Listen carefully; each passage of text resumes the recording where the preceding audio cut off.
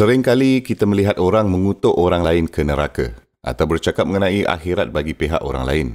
Dan pada penghujung hari, Allah Subhanahu Wa Taala telah memberi kita petunjuk secara am. Tetapi kita tidak tahu apa yang Allah Subhanahu Wa Taala akan lakukan pada setiap individu, melainkan Allah Subhanahu Wa Taala atau Rasul Sallallahu Alaihi Wasallam telah memberitahu kami tentang nasib individu tersebut. Ia dilarang keras sepanjang masa dari sunnah Nabi SAW untuk mula menghakimi orang tentang akhirat mereka. Sebaliknya, kita menyampaikan apa yang Allah Subhanahu Wa Taala ajarkan kita untuk kita sampaikan. Dan kita juga berharap yang terbaik dari orang lain dan kita berdiam diri apabila kita percaya ada hukuman. Jadi Qatadah rahimallahu ta'ala, dia berkata, "Ma balu aqwamin yatakallafu ilman nas." Jadi dia berkata, ada apa kena dengan orang ini apabila mereka berfikir bahawa mereka mempunyai pengetahuan tentang nasib orang lain. Fulan fil jannah wa fulan fin nar. Dia berkata, orang yang selalu mengatakan orang ini berada di syurga dan orang itu berada dalam api neraka. Dia berkata lagi, fa iza sa'alta ahadahum an nafsihi qala la adri. Dia kata, tetapi orang yang sama, jika anda bertanya kepadanya tentang dirinya, dia akan mengatakan, saya tidak tahu. Bermakna dia pula berani untuk mengatakan orang itu masuk syurga dan orang itu masuk neraka. Tetapi jika anda bertanya kepadanya tentang dirinya sendiri, dia akan berkata, saya tidak tahu di mana Allah Subhanahu Wa Taala akan meletakkan saya. Dia berkata, la amri anta bika nafsaka a'lamu min akabi ahwalin nas. Dia berkata, tetapi itu tidak masuk akal kerana anda mengenali diri sendiri jauh lebih banyak daripada yang anda tahu orang lain. Dan dia juga telah berkata, dan kamu telah membebankan diri dengan beban bahawa tidak ada seseorang pun Nabi sebelum anda telah membebankan diri mereka. Jadi dia berkata, Qala Nabiyullahi Nuh. Dia berkata bahawa Nuh AS telah berkata dalam surah Asy-Syu'arah 112, Qala wa ma ilmi bima kanu ya'malun. Dia berkata, dan apakah pengetahuan aku tentang apa yang biasa mereka lakukan? Jadi Nuh AS berkata, saya tidak tahu apa yang biasa mereka lakukan. Saya tidak tahu apa nasib mereka.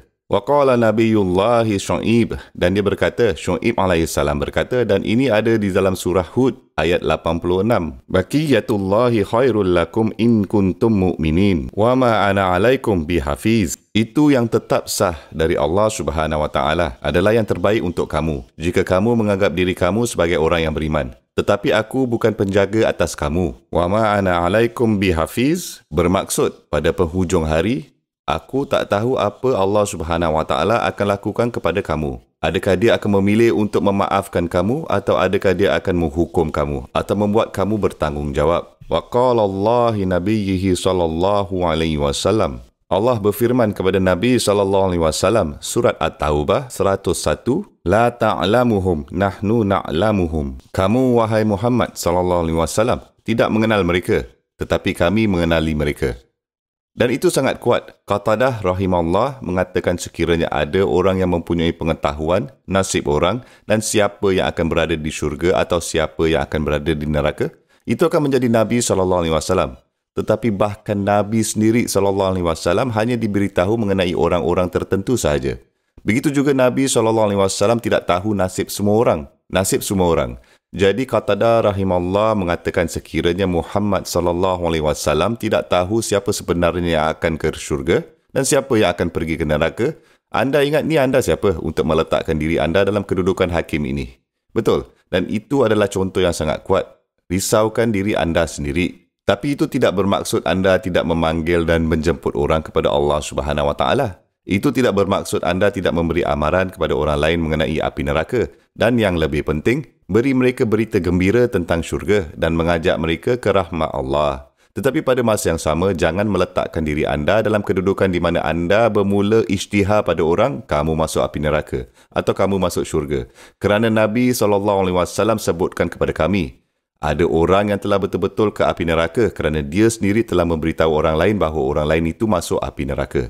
Dan Allah Subhanahu Wa Taala berfirman, adakah anda mempunyai pengetahuan tentang ketetapanku dan di mana aku akan meletakkan orang dan nasib yang telah aku berikan kepada orang? Oleh yang demikian, kita meminta Allah Subhanahu Wa Taala untuk melindungi kami dari menjadi diri seperti itu. Dan kita meminta Allah menjadikan kita doa dan bukan kuda, untuk menjadikan kita sebagai pemanggil tetapi bukan hakim. Dan kami meminta kepada Allah Subhanahu Wa Taala untuk menjadikan kita antara orang-orang syurga dan mereka yang memanggil ke pintu syurga dan pintu rahmat Allah. Allahumma amin. Subhanallah.